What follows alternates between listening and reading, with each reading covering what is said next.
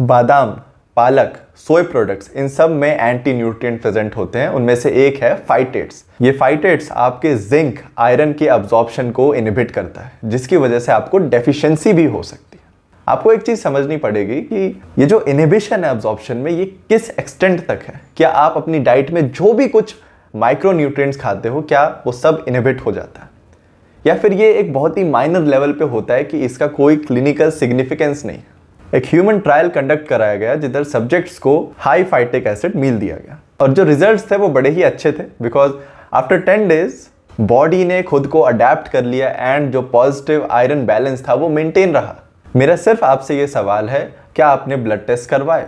क्या आपकी डाइट में अभी करेंटली आलमंड्स और वेजिटेरियन सोर्सेज हैं? अगर है तो आज ही अपनी ब्लड चेकअप करवाओ एंड ये देखो कि क्या आपको आयरन या जिंक की डेफिशिएंसी है। अगर है तो आपकी डाइट सब कुछ सेम रखो, बस एक चीज करो, वो है कि इतने भी हाई फाइटिक एसिड फूड्स है जैसे आलमंड्स, आपका स्पिनच हो गया, ये सब आप साइड कर दो और फिर आप ब्लड टेस्ट दोबारा करवाओ।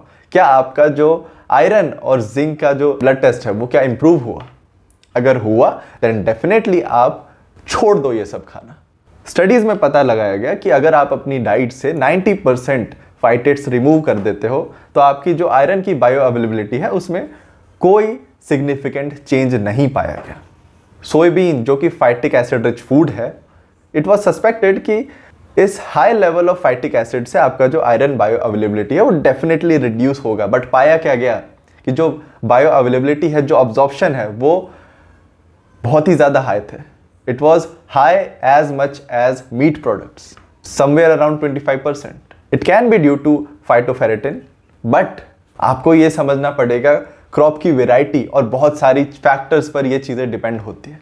अगर जिंक की बात करा जाए तो सेम चीज़ें थी। बच्चों पर स्टडीज़ कंडक्ट करी गई एंड क्या पाया गया कि कोई दिक्कत नहीं हुई, कोई negative side effects as such नहीं हुए उन्हें, कोई डेफिशिएंसी नहीं हुई। इवन अनदर स्टडी में पाया गया कि जो इंसान हाई फाइटिक एसिड कंज्यूम कर रहा है उसमें जिंक की बायो अवेलेबिलिटी भी हाई थी।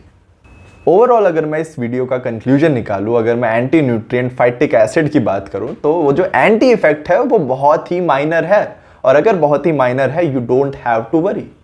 If you are worried then do the blood test and खुद पता करो। आप बचपन से ये सारी चीज़ें खा रहे हो, जैसे ही बड़े हुए इंस्टाग्राम हाथ में आया नहीं कि आप दिक्कतें लेना चालू कर गए, आपने कुछ चीज़ें गूगल करनी चालू कर दी। देखिए, हर चीज़ का सॉल्यूशन गूगल नहीं होता, और हर चीज़ का जो अच्छी इंफॉर्मेशन है वो सोशल मीडिया पे नहीं मिलती।